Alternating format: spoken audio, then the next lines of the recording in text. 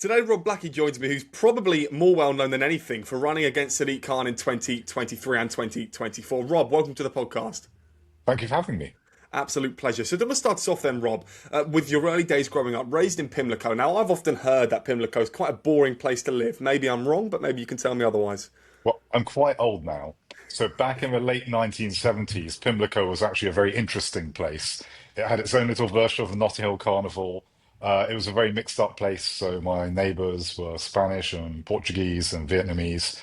And I lived a bit like a hobbit in a underground flat that had almost no natural light. My bedroom window, there was a window sort of 8 foot in the air, but was very, very small and frosted over. So you just got a little bit of light coming in that way.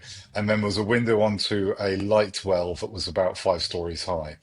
So it was a slightly unusual way to grow up. But it's a great place because obviously it's close to the centre of London.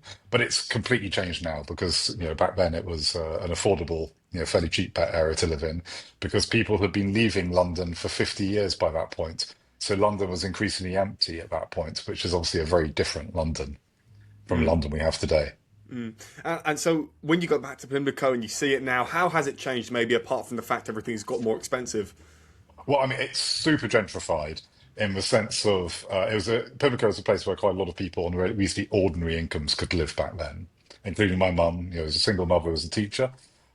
She could afford to live in that area because it wasn't very expensive. Obviously, back now you have to be an extremely well-paid job if you're going to buy a property in Pimlico. Obviously, the knock-on effects of that are that you get a different sort of community there, which is great for the people who live there, but it's not where I could live anymore. Mm. So, you've always been a Liberal Democrat. I'm quite curious to understand sort of when you got into politics. Well, I was massively interested in environmental issues growing up, and in fact, that was my first career. Was I worked as an environmental economist, um, and I was trying to work out why it was that politicians in Britain didn't seem that interested in them at that time. This is sort of 1980s, because I was campaigning on climate change even back then. Um, I came to the conclusion it was because our political system was broken.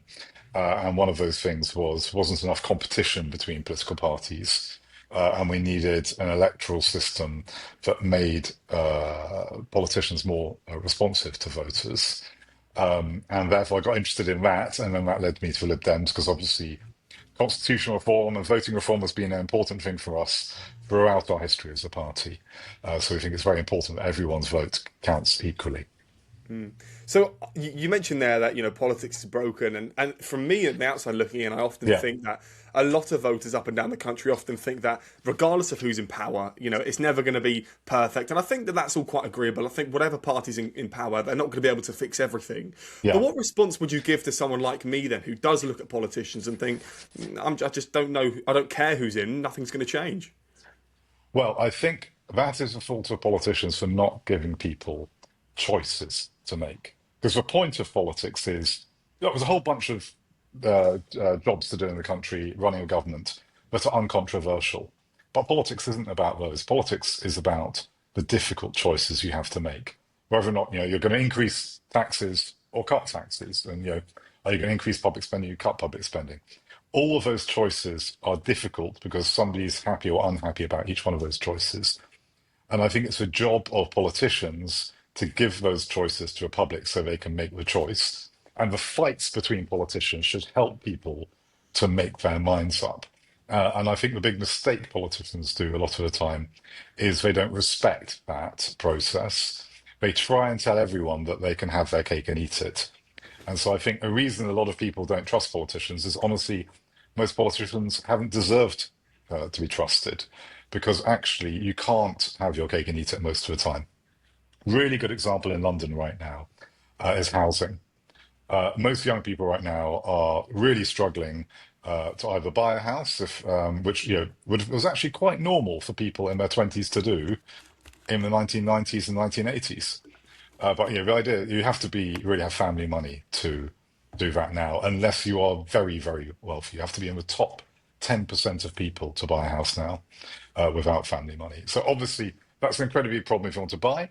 It's also a big problem if you want to rent because, of course, most people, after they leave home, tend to rent for a while, and those rents in London are ridiculously high.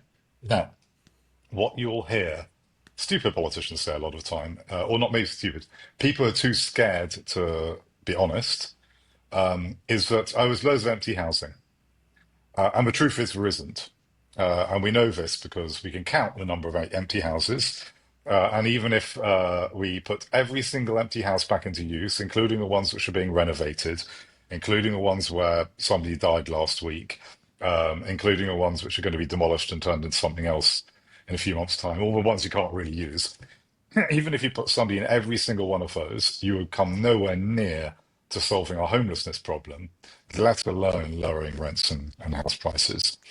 And we can look internationally and see if this is true, because the countries that have lots of spare housing, like Spain, tend to have much, much cheaper property prices. And the ones that don't have much spare housing have very expensive ones. So the incredible fact about this is Britain has about the same amount of spare housing as Finland.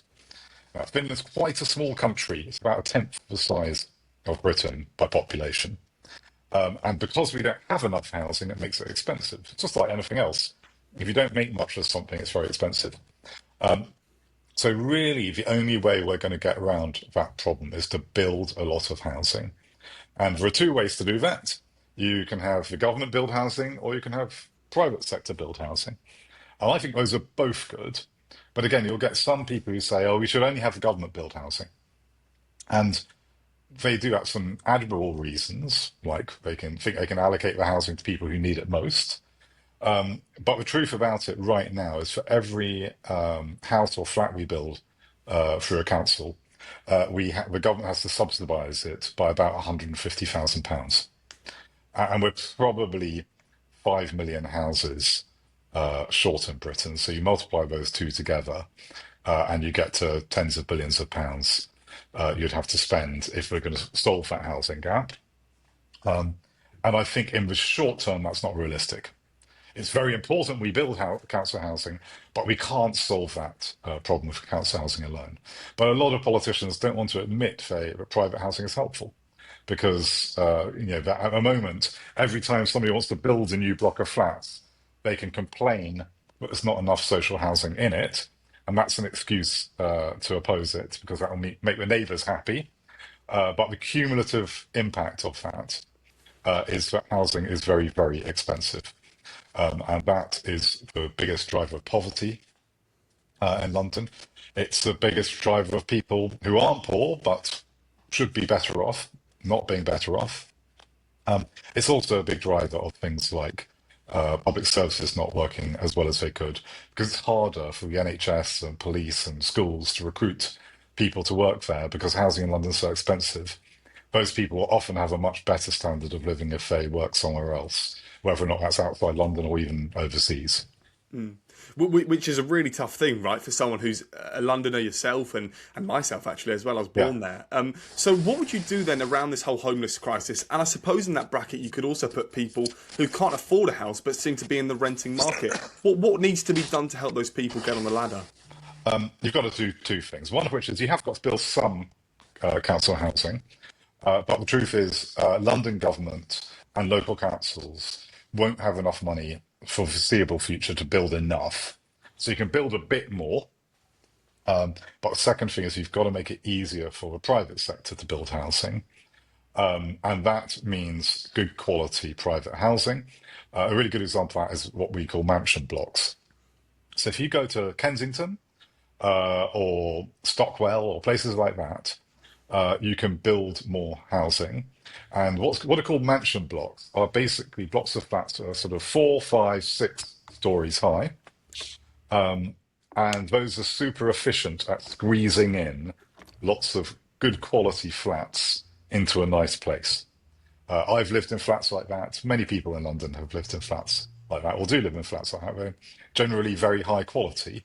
And a lot of central London is already flats like that. So if you go to Kensington, you'll get some beautiful mansion block flats. Now, those would actually be illegal to build today under the current housing rules.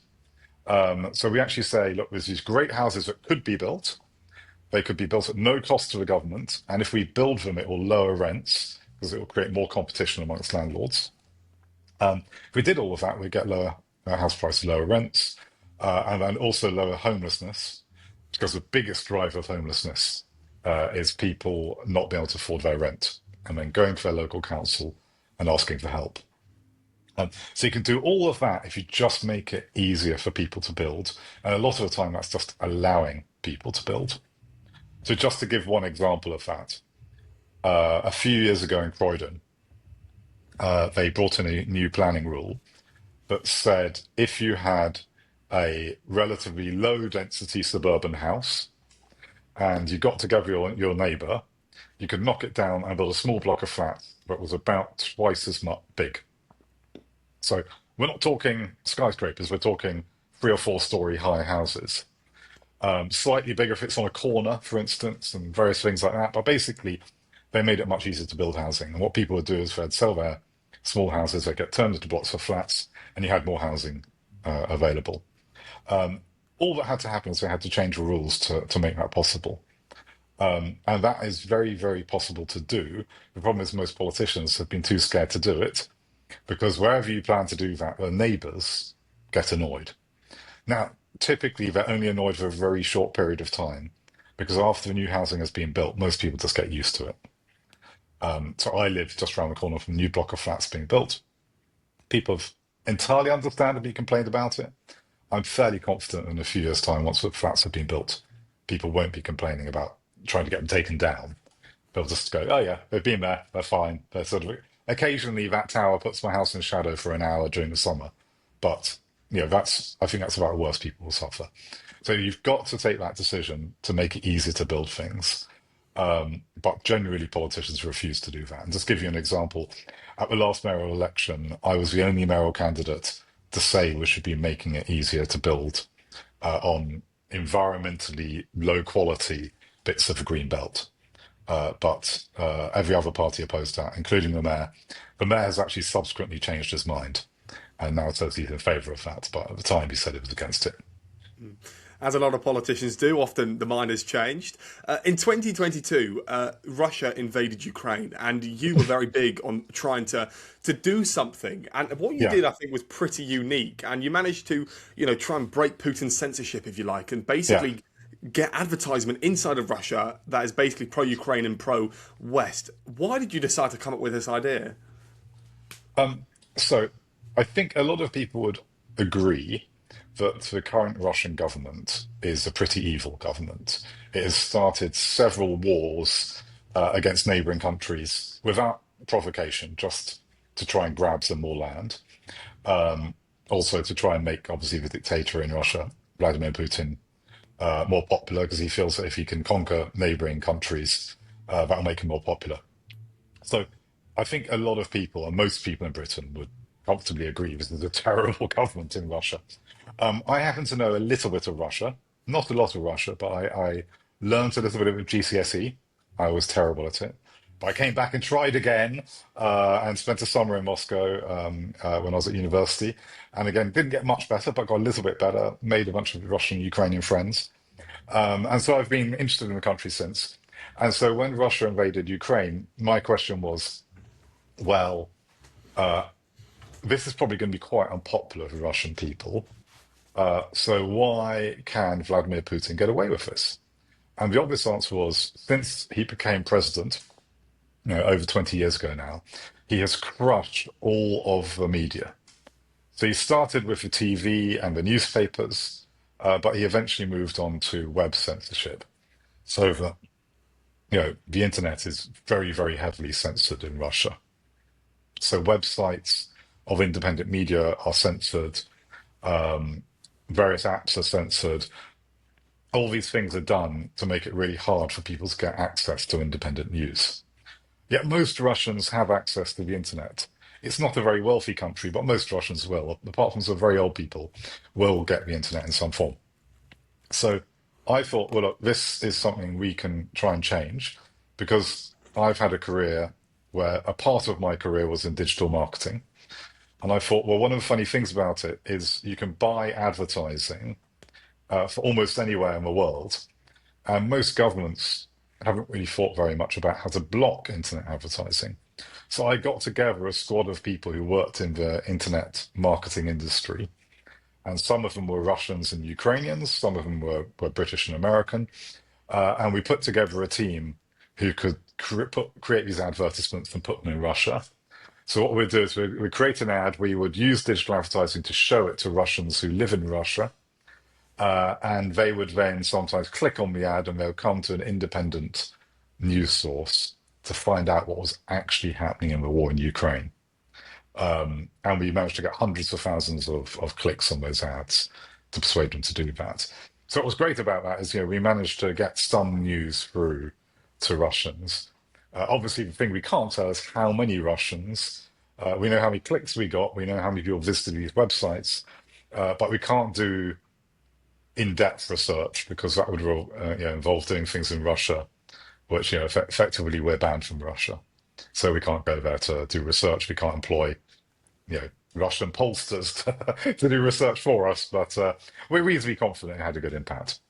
Could I ask then, so was that a full-time thing that you managed to do? And if it was or wasn't, where did you get the money to do this?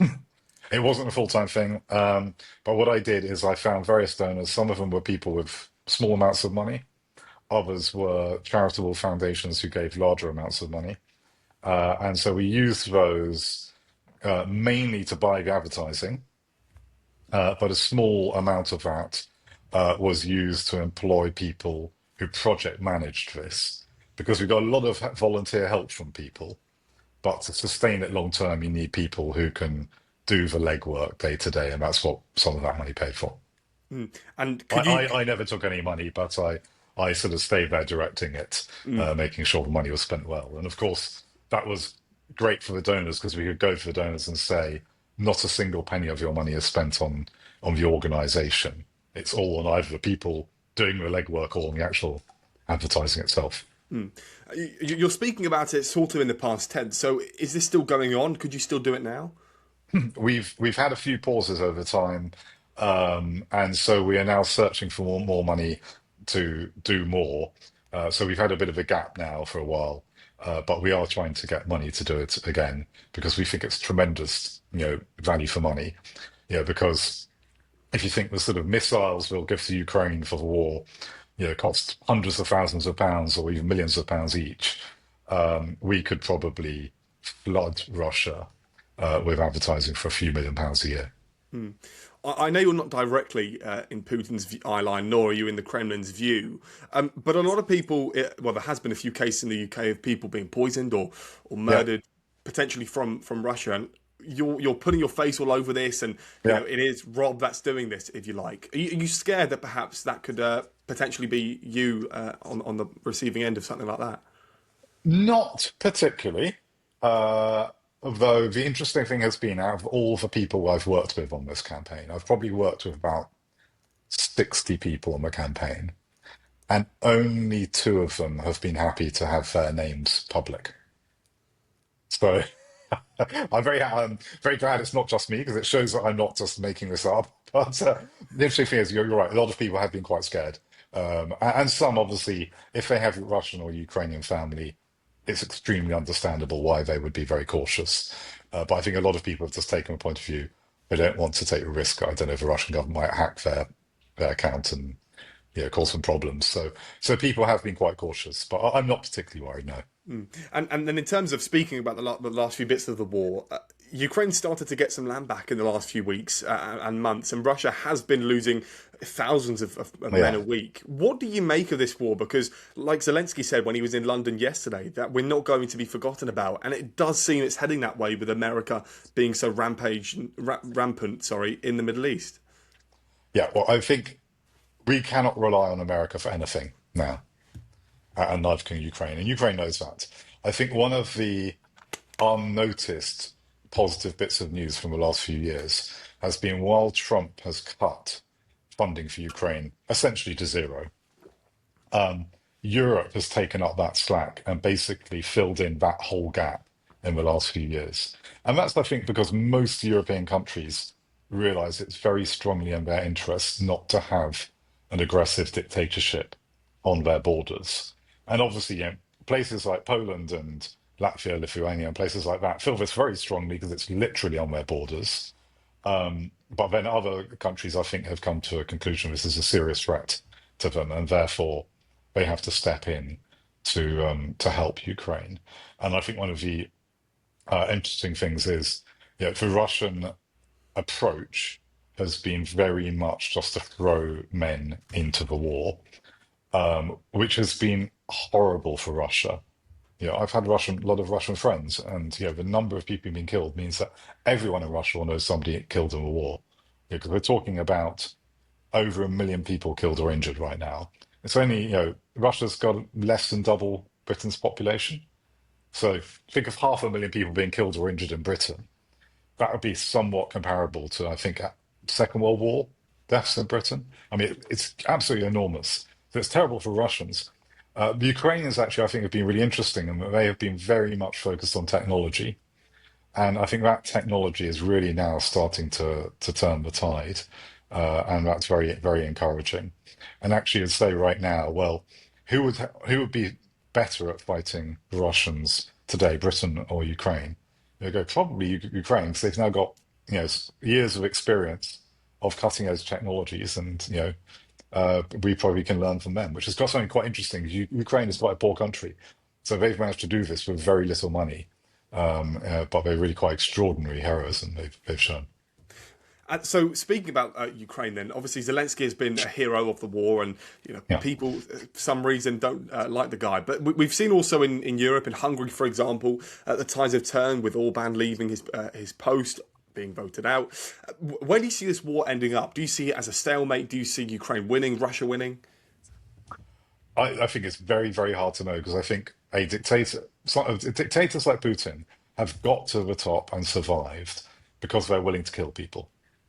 And they tend to have a very good gut instinct of how to survive. So normally betting against a dictator is a bad idea. So I guess what we can't see is what would get him to change his mind. What will it be? That will be so many casualties that will lead to demonstrations on the streets of Moscow. We really don't know what could do that. So it's really, I think, very, very hard to know. I think all we can do is back Ukraine, so that they can, with fewer and fewer casualties on their own side, stop the Russian advance, which seems to be what's happening right now. We could also lose the support in the United Kingdom. I think a reform government aims to sort of change defence spending almost like Trump with Ukraine and in Europe. Can I just get your last thoughts on Yeah. parties like Reform and wanting to stop funding Ukraine in some aspects?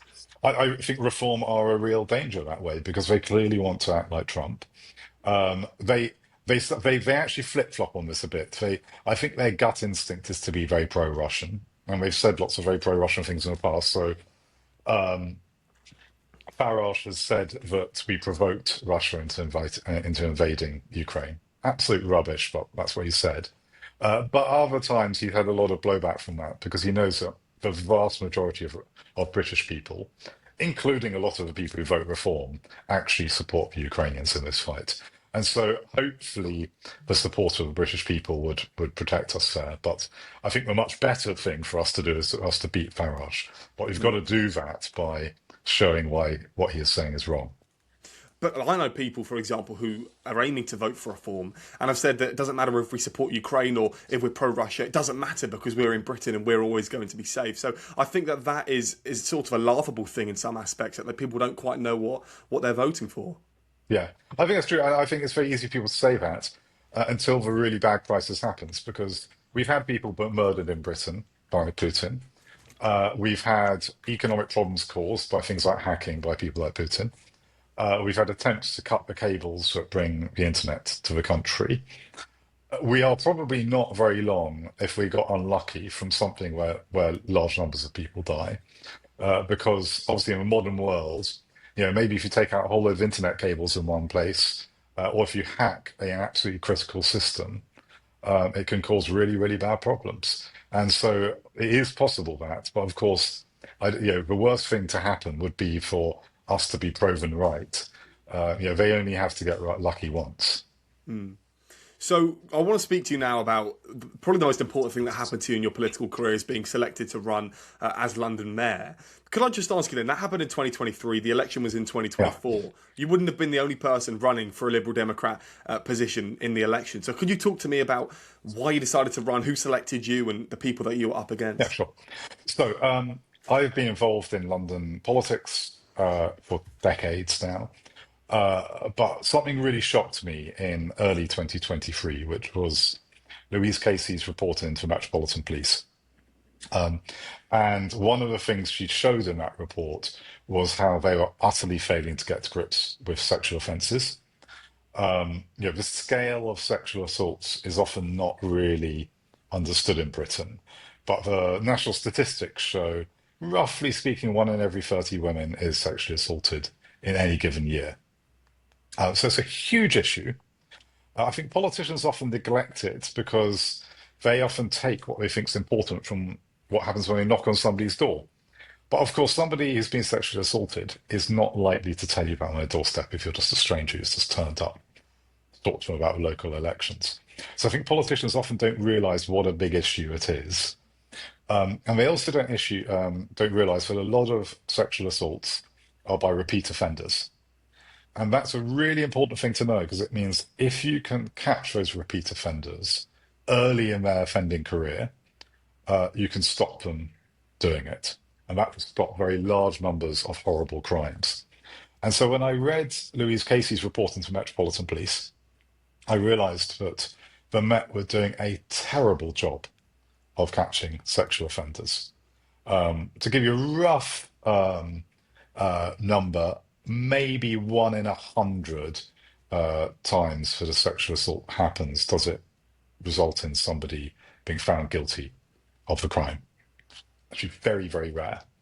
If we can change that, obviously we can make society a much, much better place. So I was horrified. I knew it was bad, but I hadn't realised that it was bad and getting worse. The police actually got worse at catching people. So I thought about that. And I thought, well, I mean, it's very important we have a campaign on this, and none of the other parties were talking about this at all.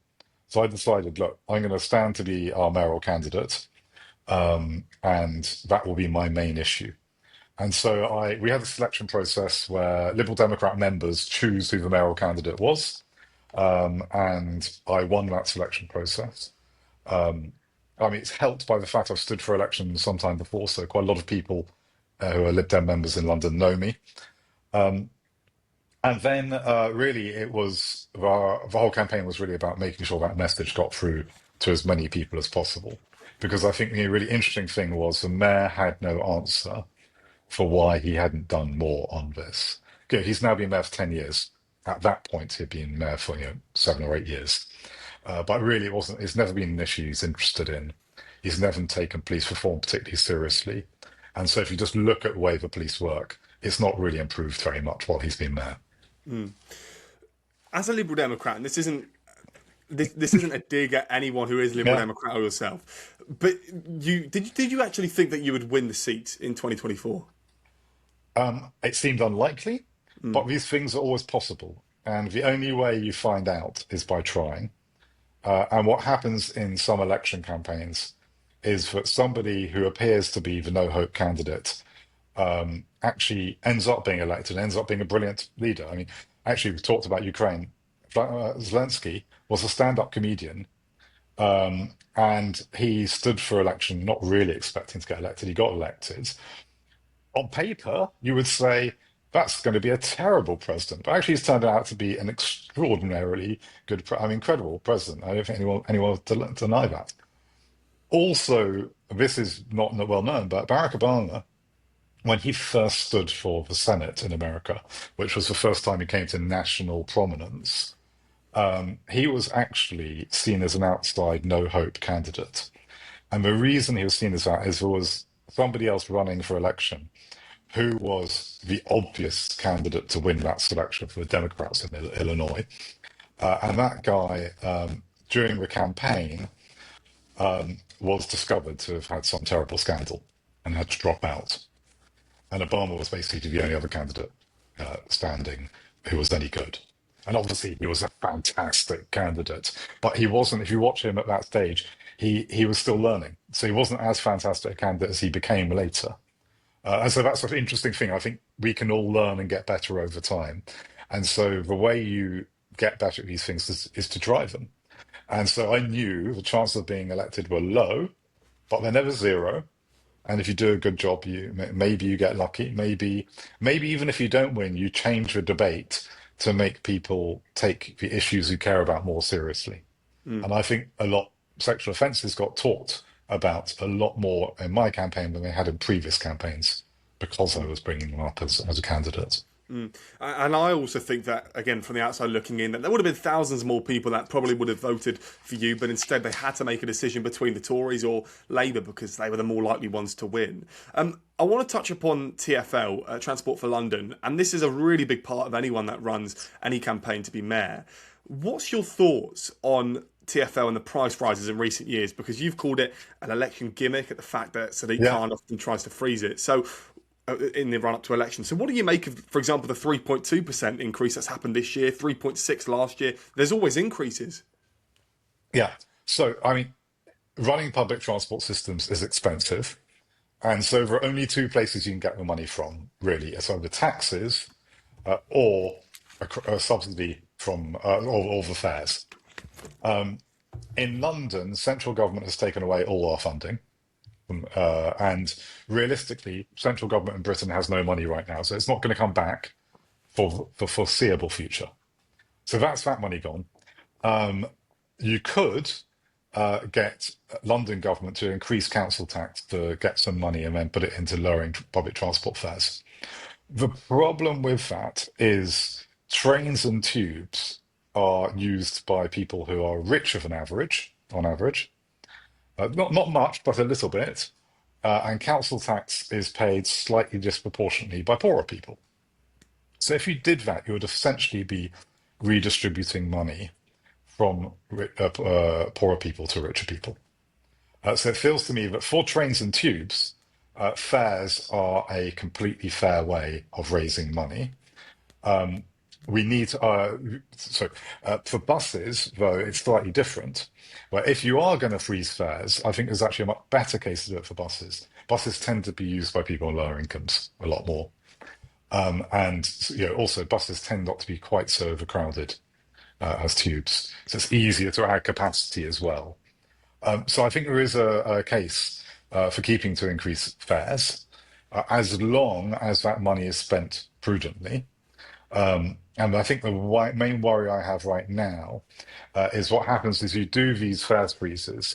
And for instance, one big chunk of people who benefit from the fares freezes are tourists. Tourists use the tube a lot. So what you're essentially doing is you're subsidizing those tourists as well. That feels to me to be a poor way to use money. So if you do get the spare money to help people, I would want to target it on things like buses, but used by people on low incomes, but also on any schemes that help people who need the help most. Now, the other thing you can do, of course, and this is actually one of the things that sort of subtly has happened under Khan without people noticing, is, well, if you freeze fares, you can just spend less on public transport. But that explains what's happened under Khan. So Khan has basically taken £1 billion out of public transport through fares freezes. That money has meant fewer bus routes. So we have about 6 or 7% fewer bus miles driven in London since Khan became mayor, and that's basically cuts to bus routes. Again, affecting people on lower incomes particularly. And the other thing is things like tube maintenance. Tube trains and stuff are expensive to maintain. If you cut the maintenance, they will break down more often. And I thought that, yes, you could do that gimmick, but the price of that gimmick is going to be that you're not going to be able to maintain the tubes. And anyone who's sat in a tube for 20 minutes when it's boiling hot in the middle of summer because it's broken down, or maybe an hour or 2 hours, would probably say that's not a great use. I think the third thing just to say is the other reason I called it a gimmick was we want to build new tube lines in London. There are some places that desperately need new tube lines. I was down the Old Kent Road the other day where there's a huge potential to build more housing. So solving all those problems, but it's the nearest area to central London that has poor public transport. There's Bakerloo line extension has been proposed to go down there for decades. That's a really good example of something you could build. If you're going to do that, TfL has to borrow money. And if you mess around with your fares, a lot of people won't want to lend you money because they won't think you're going to be responsible with money you give them. And so one of the things I said in that election campaign was, look, maybe we can persuade national government to give us some money for tube lines, but there's no way we're going to be able to do that while freezing fares because they're going to ask, well, why aren't you chipping in your part to this? And after the election, that's exactly what happened. So Khan did get some money for new tube lines, but the price of it was he had to put up the fares. Some of the other things that are surrounding the TfL, if you were to get elected in Yeah, 2024, was a hail and ride, where any time after 10 p.m. you can yeah. request stops between bus stops. That is quite a unique thing, right? I mean, who thought of this? It's been done in other countries. I can't remember where, but it's not an uncommon thing, actually. I think we need to test it in London because obviously London has various characteristics, like some of those night buses are going to be driving quite long distances. Is that going to be practical? But on the whole, it's something that we think is definitely worth testing to see if that can increase people's safety and convenience, of course. And if it does work, it might be another way to make buses even better. Speaking about immigration and Brexit, you called it a Yeah, disaster. You proposed a London passport. Could you yeah. explain to me what that means? Yeah, so that meant that really we thought that Europeans who lived in London for a certain period of time would get what we're going to call a London passport, which really means if they have problems because of Brexit, we will give them legal support to sort those out. The problem is Brexit has created loads and loads of edge cases where people now have problems because of it. And that's going to makes it very unsettling for a lot of Londoners who happen to originally been from Europe. And so we said we'd basically come in on their side, after you've lived here for a few years. I think most people in London would accept if you've lived in London for 5 years, you've become a Londoner, you know. And I think that's a fair sort of edge to say. And I think it's actually what the public tend to think. And we've seen that come back recently with the government's plans on indefinite leave to remain where traditionally, if you live in London or anywhere in Britain for 5 years, you can then apply for permanent residency. And what Labour have now said is they're getting rid of that and saying it's actually going to be 15 years by default. That to us feels completely unfair because a lot of people have moved to London in the expectation that they can apply after 5 years. And you very, very often meet couples in London where the child was born in London or moved here when very small, so is British in every meaningful way. One of the partners is British and the other one is another nationality. And what happens in that situation is very often that other partner gets indefinite leave to remain because it means they will have a right for the rest of their life to live in the same country as their partner and their child. Taking that away is obviously deeply unfair to people and deeply unsettling. It's also economically completely mad because if we want highly skilled people to move to Britain to boost the economy, making it inhospitable to them means those people are going to have to go and live in another country. There was a few independent candidates that caught my attention. One of them being Andreas Michaelias, who I don't know if you... I mean, as a mayoral candidate, do you look at everyone outside the top few parties? Not really, because almost all the debates are either three or four way. Maybe next time it'll be five way, but the other parties just don't get invited to those debates. They don't come up when you knock on people's doors. So I don't think that they really make any meaningful impact. And beyond the comedy candidates, everyone loves Count Binface. Yeah.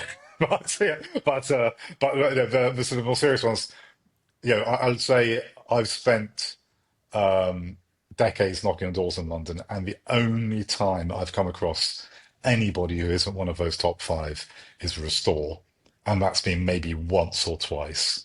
So it's very, very rare to get anyone who's not in those bigger parties.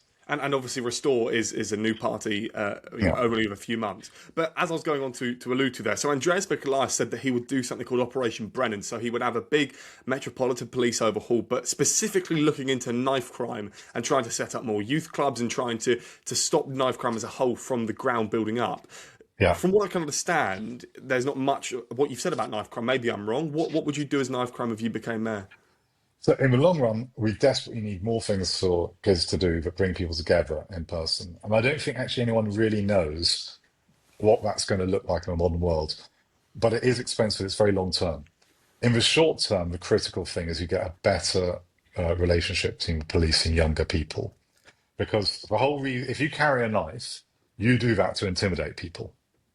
It might be self-defense, but it doesn't really matter. That knife only achieves its purpose for you if you tell other people you're carrying it. That means for every one person carrying a knife, there are very, very many people who know about that knife being carried. And so the question really is, why are those people not telling the police? And the answer is the police have not had the time to engage younger people, and they've often also all sorts of other structural problems have come in. But a lot of the problem is they are not engaging younger people well enough. Because if the police had a good relationship with younger people, more people would come to them with that intelligence. Because that intelligence is the only practical way to catch people carrying knives.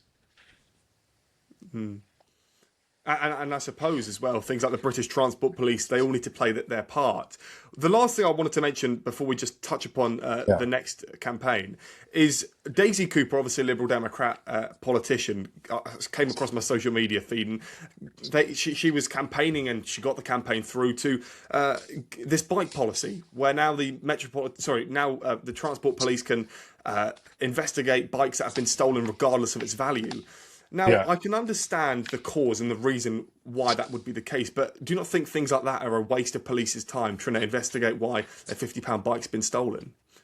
I don't actually, because I think one of the problems is once you give a sense of illegality, as soon as a criminal knows something's legal, that then brings in more criminals to do more crimes. Really good example of this was cigarette smuggling. When cigarettes in Britain cost similar amounts to the rest of Europe, there was no cigarette smuggling. But once they become massively more expensive, a lot of organized criminals looked at it and realized that, for drug smuggling, you'd go to jail for 20 years if you were caught. If you're caught with a truck full of cigarettes, which is incredibly profitable, you wouldn't even get a jail sentence, or maybe a couple of weeks. And therefore, it brings in the criminals. And I think with bikes, that's a good example. Mobile phones is another good example. You can't just leave crimes unpunished, because then that encourages more crime. It's also very unsettling for people. Most people expect that the rules will be followed. And people find it very, very worrying, the idea of having a society where we just go, some rules, we can't enforce them because we just can't be bothered, or we don't have the resources. So actually, I think it's very, very important to enforce these rules. Now, there's a lot of questions about how do you do that better? And I think bike crime is a really good example where the technology we're using hasn't been good enough. We should be doing a lot more sting operations to catch people, because it seems likely that most bikes are being stolen, or at least being resold for a fairly small number of channels. And therefore, if you regularly do bike stings, you'll regularly be able to cut down the sort of the big players. Catching a opportunistic 15-year-old is always going to be much, much harder. But catching the big players who are stealing thousands of bikes a week, that's a potentially doable thing. As a Liberal Democrat politician, I want you to try and be honest with me. Now, I know politicians often try and beat around the bush. Yeah, Who is going to win the next general election? Because there's so many parties on the front line, but as a Liberal Democrat, who do you think? anybody could. And this is my honest opinion. If you look at the elections around London we've just had, my wife got elected to Lambeth Council in a ward where the vote split almost perfectly three ways. Basically, three parties on 30% of the votes, give or take a few votes. That is increasingly happening all over the place with 3, 4, 5 parties in contention. There was someone in Cornwall last year where somebody got elected for council on 19% of the vote. So 81% of the people who turned up to vote voted against them, and they still won. And that's making it really unpredictable. And we've really got a lot of parties clustered between sort of 12 and 25% right now. That means really quite small things can make a very big difference. So I think nobody has any idea. The truth is that reflects the public are becoming more open-minded over time about who they vote for. It used to be most people voted Labour or Conservatives, and they voted that way for the whole of their lives. And if they switched, they only switched between those two parties. Our electoral system worked moderately well at that point because it wasn't too bad. I think our system is now breaking down. We're going to have to change our system. And that's going to mean we've really got a much more European form of politics. If you could look at this year's London elections, where a lot of councils are hung councils. I live in Lambeth. It's no overall control. They just had a meeting a week ago today, and at that meeting, the Greens won the vote to become the leadership of the council. But then they had a vote on how much they should pay themselves, and they lost that vote to collaboration between Labour and the Liberal Democrats. And then they had a vote on whether or not they should mark their own homework, running one of the committees in the council, and they lost that vote too. And so that's actually a much more modern form of politics, where issue by issue, things will get decided and argued about, rather than a party gets elected and does whatever it likes for the next 5 years. Well, Rob, thank you very much for joining me. Hopefully we can have another debate and talk in the future about even more things about London and the surrounding areas. So thank you very much for joining me, and all the best. A pleasure. Thank you very much for having me. Thank you so much, Rob. No problem. Let me know.